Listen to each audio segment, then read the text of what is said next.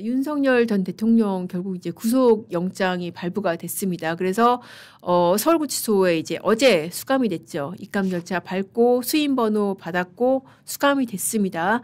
2평 정도의 독방에 수감이 됐다고 그러죠. 그래서 지금 거기엔 날씨가 좀 너무너무 더운데 뭐 에어컨도 안 나온다 그래요. 아마 유일하게 에어컨이 나오는 장소는 제가 사실 저도 변호사로서 형사 접견 많이 갔거든요. 아마도 변호인 접견실이 아닐까 싶습니다. 그래서 변호인을 접견하러 나오는 경우가 아니면은 이 더위에 에어컨을 쐴 일이 없을 겁니다. 굉장히 좀 힘든 상황이겠죠. 자, 근데 사실 영장 청구 혐의만 봤을 때는 뭐 이 혐의로 영장이 나오겠어? 그런 의견은 상당히 많았었습니다. 왜냐하면은 본판에 비해서 본판이 뭐냐면은 지금 현재 기소돼서 재판 중인 12상 비상계엄 관련된 그 내란 혐의에 비해서는 지금 청구된 혐의들은 굉장히 잘단 말이에요. 뭐 많은 분들이 아시겠지만은 뭐 비상계엄 후에 4.5 계엄 선포문을 허위로 작성했다. 그리고 국무위원들 일부 안 불러가지고 안 부른 사람들 심의권 침해했다. 그리고 이후에 체포영장 집행을 방해했다. 이런 것들이거든요. 어떻습니까? 사이즈로 봤을 때 누가 이제 그런 얘기를 하더라고요. 법조인인데 지금 이 정도 사유로 구속영장을 청구를 한 거는 마치 이거 뭐 비유가 사실 뭐 지금 어떨지 모르겠는데 살인죄로 이미 재판받고 있는 사람한테 사체 손괴로 영장 청구하는 거하고 똑같다. 그만큼 이 본체에 비해서는 얼마 안 되는 좀 작은 사이즈의 그런 혐의들이다. 라고 하는데 이게 영장이 나왔습니다. 판사가 3가지를 물어봤다고 그러죠. 첫 번째, 4.5 계엄 선포문이 어떻게 작성되고 폐기됐는지. 두 번째, 대통령 경호처 직원들한테 총기를 보이도록 지시했는지. 세 번째, 비화폰 서버 삭제를 지시했는지. 이거 3개를 물어봐서 저희 이제 조선일보에서 저희 후배가 보도를 했었는데 윤석열 구속 가른 3가지 질문이라고 해서 그 질문 좀 보여주시겠어요? 그렇게 해서 질문을 했었습니다. 거기에 대해서 윤석열 전 대통령이 그 실질심사에서 뭐 그렇게 얘기를 했다고 그러죠. 이런 질문들을 영장 담당 판사가 직접 윤석열 전 대통령한테 물어봤다고 하고 여기에 대해서 윤석열 대통령이 첫 번째 그 4.5 계엄 선포문에 대해서는 그냥 표지를 붙인 거다. 표지가 없어서 표지를 붙인 거다. 두 번째, 총기 소지 지시에 대해서는 그런 뜻이 아닌데 발언 취지가 왜곡됐다. 세 번째, 그리고 이제 비화폰 서버 기록 삭제 지시를 했느냐. 거기에 대해서는 아니 비화폰 이거 보안 좀 잘해라. 라고 지시를 한 게 삭제 지시로 왜곡됐다라고 그렇게 얘기를 했습니다. 자, 근데 사실 이거를 보면은 구속영장이 발부될 요건이 있어요. 첫째 뭐냐면은 혐의가 이제 소명이 돼야 되고 두 번째 죄를 범했다고 의심하면 상당한 이유가 있어야 되고 두 번째 이 두 번째 중에서 3개 중에 하나가 있습니다. 주거부정 또는 증거인멸 또는 도주우려. 주거부정은 해당 사항 없겠죠. 증거인멸 결국은 증거인멸입니다. 도주우려는 사실 아니 지금 대통령이 전직 대통령이 어떻게 도주우려가 있겠어요. 이거를 갖다가 특검에서는 도주우려를 썼던데 이건 너무 지금 굉장히 좀 모멸적이라는 생각이 들고 결국 증거인멸이 핵심이고 구속 필요성은 이제 구속 필요성이 있느냐 불구속으로 재판받으면 안 되냐 뭐 이런 것인데 사실 증거인멸에 해당되는 내용을 갖다가 혐의로 다 구성을 한 거예요. 그래서 그 부분에 대해서 윤석열 전 대통령의 대답은 그거죠. 그거 오해고 취지가 잘못 전달된 것이다. 라고 했는데 지금 남세진 부장판사가 보기에는 맞네. 그런 일이 있긴 있나 보네. 라고 하면서 취지가 왜곡됐다라는 그거를 안 받아들인 거죠. 그러니까 뭐 이런 변명을 한 데 있어서 내가 그런 말을 한 사실이 없다라는 게 명백히 증명이 됐다면은 아마 영장이 기각됐을 수도 있었을 것이라고 저는 생각이 듭니다. 근데 어쨌든 전반적인 변론의 취지는 그냥 표지를 붙인 거고 발언 취지가 왜곡됐고 그러니까 그런 일이 있었지만은 이거는 취지가 왜곡된 거다. 이렇게 얘기를 하니까 결국은 영장이 발부된 게 아닐까 싶고요. 사실 저는 뭐 지금 상황에서는 어떻게 대답을 했더라도 지금 구속은 피하기 어렵지 않았을까. 왜냐? 사실 특히 요즘 판사들은 여론의 영향을 많이 받습니다. 지난 1월에 첫 번째 구속됐을 때하고는 사정이 다르죠. 관저 앞에 몰려오는 의원들도 없고 또 뭐 한남동 앞에 운집한 인파도 없고 윤 전 대통령이 그리고 사실 보수에서도 이제 절연을 하잖아요. 그러니까 국힘에서도 아예 당원에 전 대통령과의 절연을 넣겠다고 하지 않습니까? 그러니까 지금 뭐 도와준 사람 아무도 없어요. 그거는 본인이 자초한 측면이 상당히 크죠. 결국은 문제는 사실 비상계엄이잖아요. 그런 상황이니까 법원으로서도 영장 내주는데 부담이 없는 거죠. 반면 영장을 안 내주면은 나도 직위원 된다 이거예요. 직위원 당한다. 요새 판사들 사이에 직위원 당한다는 말이 유행을 한다고 그래요. 그러니까 보셨죠? 그 친구 후배들한테 술 사줬다가 술 사준다고 술집 한번 갔다가 사진 한번 찍혔다고 룸사롱 접대 의혹으로 온갖 인신공격을 당한 그걸 보고 나서는 아 이거 안 되겠다. 조심해야겠다. 대세에 따른 판결을 해야겠다. 그런 생각들을 한다는 거죠. 자, 그래서 지금 윤석열 전 대통령 영장 무슨 혐의로 청구가 됐고 어떻게 변명을 했고 왜 발부가 됐나를 한번 짚어봤고요. 그리고 이제 김건희 특검이 지금 돌아가면서 여러 가지 압수수색들을 하고 있는데 뭐 그런 보도가 나왔어요. 벌써부터 영장이 기각이 돼? 이 수사 이상하는 거 아니야? 뭐 영장이 하나도 아니고 2개가 기각됐다. 그런 보도가 나왔었죠. 그래서 그 부분 한번 짚어보시겠습니다. 자, 김건희 특검이 지금 그 겨누고 있는 게 코바나 컨텐츠를 비롯해서 뭐 요새 집사 게이트라고 그 말이 나오더라고요. 집사 게이트, 이른바 집사 게이트. 근데 해당 기업에서는 굉장히 좀 강하게 반발을 하면서 이거 전혀 사실과 다르다. 굉장히 억울해합니다. 기자들도 만나고 변명을 많이 하는데 일단 제시된 의혹의 얼개를 좀 보겠습니다. 그 김건희 여사 집사로 알려진 김모 씨가 그 IMS 모빌리티라는 그 비마이카, 그러니까 렌터카 그 관련된 그 플랫폼 업체입니다. 이 업체에 설립하고 그리고 이사로도 재직을 해서 관여를 했는데 이 업체가 굉장히 사이즈에 비해서 거액을 투자를 받았다는 거예요. 또 시시한 업체로부터가 아니라 대기업들로부터 HS 효성, 카카오 모빌리티, 한국증권금융 여기는 공기업입니다. 이런 데로부터 184억을 투자를 받았다는 겁니다. 그러니까 지금 특검이 보고 있는 얼개는 이거 김건희 여사 보고 기업들이 후원한 거 아니야? 그러니까 옛날에 국정농단 사건에서 K스포츠재단, 미르재단 그 틀로 지금 생각을 하는 것 같아요. 그러니까 유력자, 대통령과 관련된 사람을 보고서 이런 정말 뭐 작은 업체, 뭐 실적도 없는 뭐 어디서는 뭐 자본 잠식 상태라 나오는데 이런 업체의 거액을 이 기업들이 후원한 거 아니냐. 그러니까 이거 간접적인 뇌물 아니냐. 지금 이렇게 보고 있는 겁니다. 이 사람이 참고로 그 잔고증명서, 장모 잔고증명서 위조 사건에서 이 사람이 그 잔고증명서 위조 그 실행행위를 했던 사람이에요. 그래서 장모는 실형이 나오고 이 사람은 이제 옆에서 도와주기만 했기 때문에 그보다는 약하게 집행유예형이 확정됐던 사람이에요.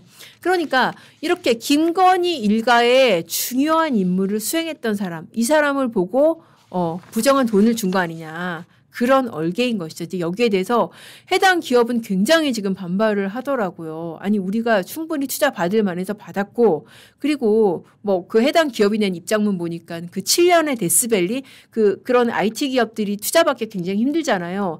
그 힘든 기간을 자기네들이 7년을 버티고 겨우 이렇게 투자를 받았고 그나마 이 투자 계약 조건을 보고 자기네들이 더 손해를 보는 계약인데 이게 무슨 소리냐. 너무 억울하다. 뭐 그런 입장을 보이고 있습니다. 아무튼 이 업체들에 대해서 지금 김건희 특검이 압수수색 영장을 청구를 했는데 법원이 기각을 했다는 거예요. 왜 기각을 했을까요? 자, 이상하죠? 제가 아까 말씀드린 대로 바람이 불기도 전에 눕는 풀이라는 소리를 듣는 법원 아닙니까? 더군다나 사실 직위원 이펙트라고 제가 아까 말씀드렸잖아요. 지금 이 어마무시한 특검의 위력 앞에서 알아서 기어도 10번을 기었을 법원이 왜 영장을 기각을 했을까? 바로 비밀은 김건희 특검법에 있습니다. 그러니까 이런 법원이라도 정말 바람이 불기 전에 눕는 법원이라도 도저히 영장을 내줄 수가 없었다는 것이죠. 왜 그러냐면은 김건희 특검법에 이 수사할 수 있는 사건이 1부터 16까지, 1호부터 16호까지 한정이 되어 있습니다. 근데 이 중에서 코바나 컨텐츠 후원 사건, 그러니까 코바나 컨텐츠에서 그 전시회 할 때 기업들이 후원한 거, 이것도 이제 이 후원성 뇌물 아니냐라고 수사를 했던 그런 사건인데 그 사건이 있는데 이 집사 게이트, 이른바 집사 게이트는 없다는 거죠. 그래서 영장을 청구해도 안 되는 겁니다. 왜냐하면은 특검법은 특검법에 열거된 사건들 그리고 그에 관련된 사건들로만 수사를 할 수 있지 다른 사건들을 무한정 확정 못하게 돼서 그래도 어쨌든 법 내부에서는 절제를 두고 있기 때문에 법원이 보기에는 너네 이거 수사할 수 없는 사건이잖아. 1호부터 16호 사이 없잖아. 라고 영장을 기각을 했다는 겁니다. 근데 특검의 논리는 뭐냐면은 아니 이거 코바나 관련 사건이잖아요. 이 코바나 이 사람이 코바나 이사로도 재직을 했기 때문에 이거는 코바나 관련 사건이라고요. 라고 주장을 하는데 모르겠습니다. 이거 다시 또 청구하면 받아줄지 모르겠는데 아무튼 이런 식으로 1호부터 16호까지도 감당이 안 되게도 지금 어떻게 보면 특검이 수사 범위를 넓히고 있는 그런 상황이고요. 사실 이 영장 기각에 대해서 제가 이제 또 특수수사 많이 하는 사람들 얘기를 들어봤어요. 이 영장 나오려면 어떻게 써야 되냐? 그냥 이렇게 뭐 이 사람이 옛날에 장고증명서 했고 코바나 코바나 이사했고 이거 가지고는 부족하고 자 이렇게 써야 된다는 겁니다. 김건희와 이 김모 씨의 특별관계를 언론에 난 거 이상으로 좀 더 깊이 팠어야 됐고 또 기업체들이 왜 그렇게 후원을 했는지 기초조사를 좀 더 튼실히 했어야 됐다는 거죠. 단지 기업이 민원 사안이 있었기 때문에 아니면은 거기 김건희 여사 관련 인물이 있으니까 그 정도가 아니라 좀 더 구체적인 이 청탁의 대가라는 거를 증명을 했어야 됐고 그리고 김건희 여사가 이 과정에서 연락을 했든지 그런 정황이 있어야지 영장이 나오지 않겠냐. 왜냐하면은 이 영장이 그냥 영장이 아니고 김건희를 뇌물 피해자로 한 그런 영장이기 때문에 그 정도는 했어야 됐다. 그래야지 영장이 나왔는데 그 정도까지 안 된 거 아니냐. 그래서 일각에서는 이거 특수수사 이거 안 해본 거 아니야? 좀 이거 수사의 기본인데 왜 이런 걸 갖다가 기각되고 이걸 기각됐다고 브리핑까지 하지? 그런 의문의 시선도 상당히 있습니다. 그래서 앞으로 전개되는 수사 양상 앞으로도 제가 필요한 부분 전해드리겠습니다. 자, 그리고 오늘 마지막 아이템입니다. 하다 이 부분까지 나오네요. 와, 진짜 저는 정말 제가 이전에 판읽기를 하면서도 정말 이거 내가 너무 나가는 거 아니야? 라고 했던 아이템이 있었습니다. 바로 공소취소. 이거를 민주당이 하겠다고 합니다. 이재명 대통령 사건에 대해서 그냥 단순히 재판 정지에 머무르지 않고 공소 취소. 공소 취소는 공소가 뭐예요? 기소하는 거잖아요. 검찰이 이거 처벌해 주세요. 이거 제가 보기엔 유죄니까 처벌해 주세요라고 이 사건을 기소를 한 거를 취소를 하겠다. 취소를 해야 된다. 라는 얘기가 민주당에서 아예 대놓고 나온다는 거예요. 이게 제가 4월 20일 날 했던 건데 박범계 한명숙 구하기는 애들 장난 수준 될 것. 이재명 정권에서 벌어질 사법 디스토피아라고 하고 밑에 이제 제목에다가 공소취소 이재명 남은 사건 공소취소 이거는 헌법 84조가 문제가 아니다. 독한 맛으로 공소취소가 나온다라고 썸네일을 만들어 넣으면서도 에이 설마 이거 내가 너무 세게 초를 치는 것 같네라고 저 스스로도 생각을 했고 차마 그래도 민주국가인데 그렇게까지 하겠어? 라고 스스로도 생각을 했었습니다. 그리고 회사 내부에서도 이거 너무하는 거 아니야 이거? 아니 좀 저보고 이제 그 회사에서 양변이라고 하고 그런데 양변 이거 너무 나간데 그런 얘기를 들었던 아이템이었는데 이걸 하겠다네요.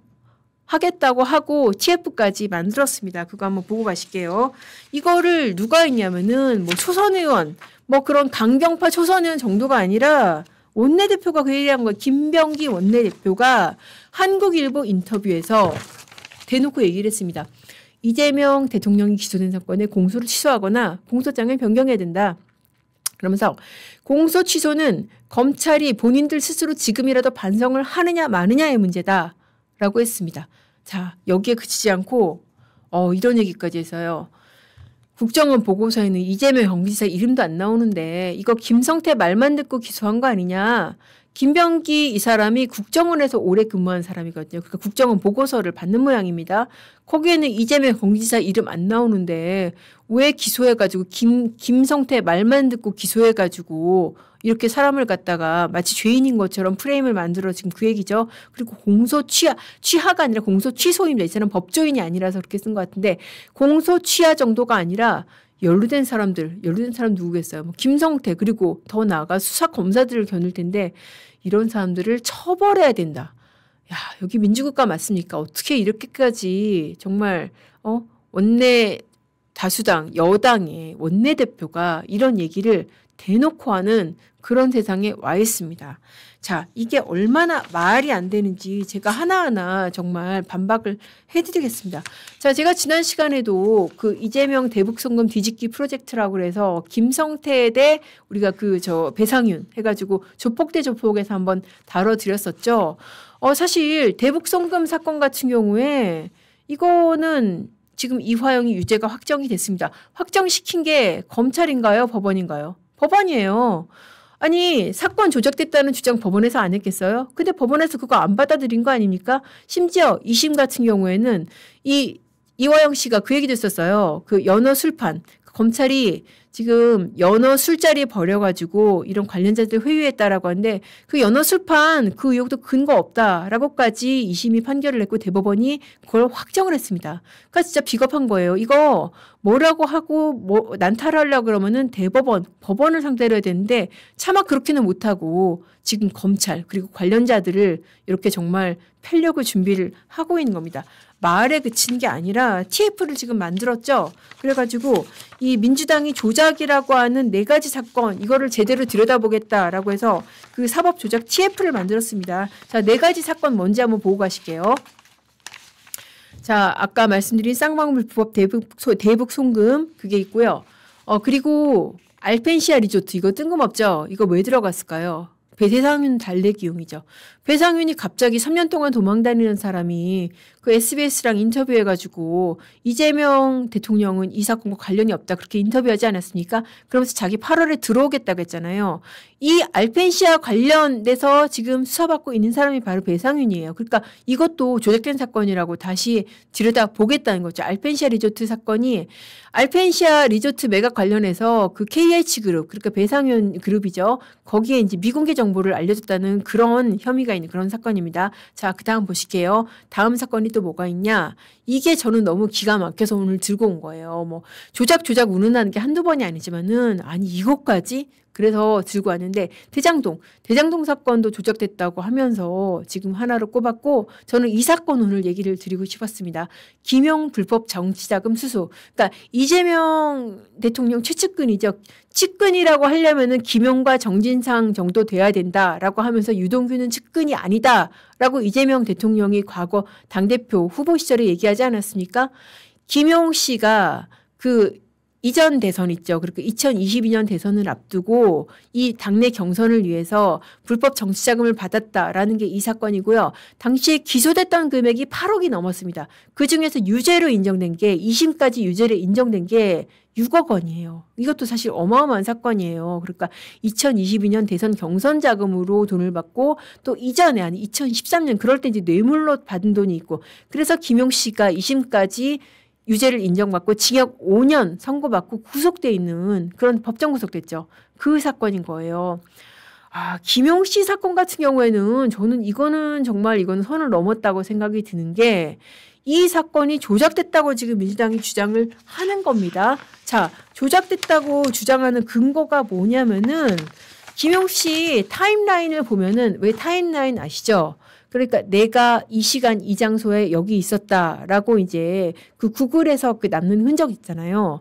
그게 그 2021년 5월 3일 저 날짜까지 기억을 하는데 그게 이제 금품 수수 날짜로 지목된 날짜인데 그 날짜에 그 돈을 받았다는 유동규 사무실에 자기는 없었다라는 게 그 주장이에요. 그러면서 2심에서 구글 타임라인을 내고 무죄를 주장을 했는데 2심이 뭐라고 그랬냐? 이거 구글 타임라인은 이거는 조작을 할 수도 있고 실제로도 조금 그런 흔적이 있고 또 객관적 증거하고도 일치하지 않네요. 이 구글 타임라인 믿을 수 없습니다. 라고 그렇게 배척을 했습니다.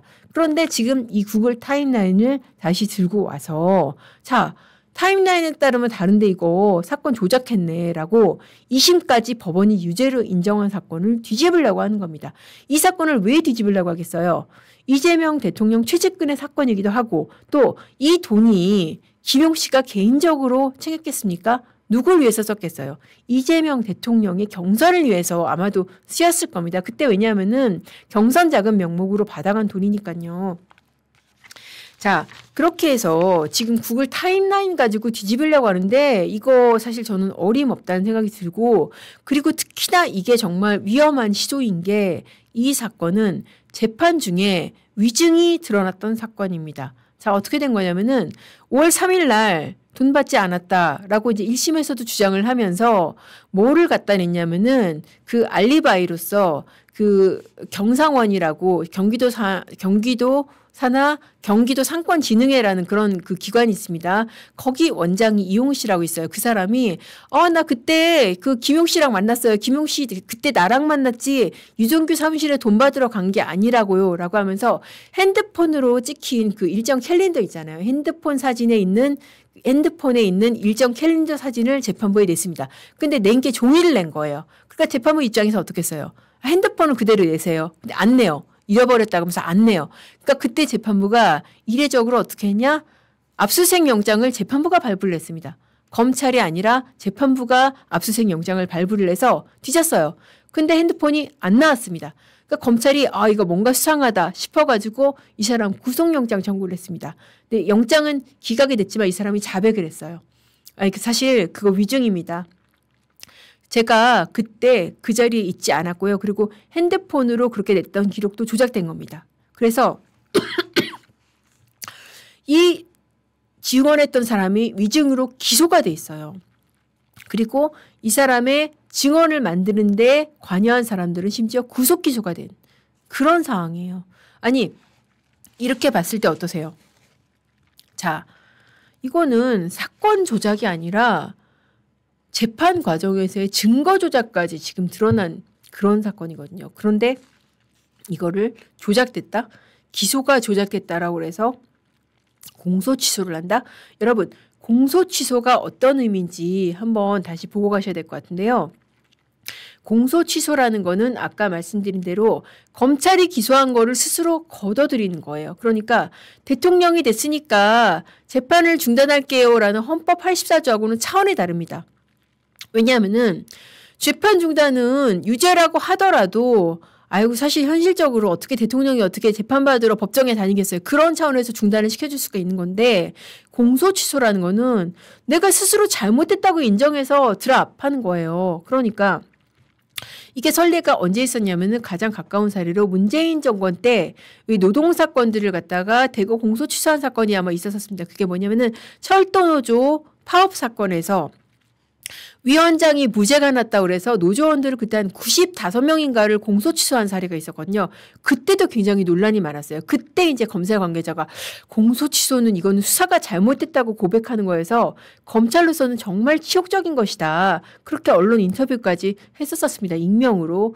그랬는데 그 공소 취소를 지금 여당이 대통령이 됐다고 지금 멀쩡하게 이 주변인들이 2심까지 유죄를 받거나 아니면은 심지어 대법원까지 확정된 사건들을 이거 기소 잘못됐다고 공소 취소를 하겠다? 이게 말이 됩니까? 이거는 정말 이게 우리나라가 민주국가가 아니고 법치국가가 아니라는 선언의 다름 아니고요. 그러니까 오죽하면은 이 김병기 인터뷰를 했던 그 한국일보 있잖아요.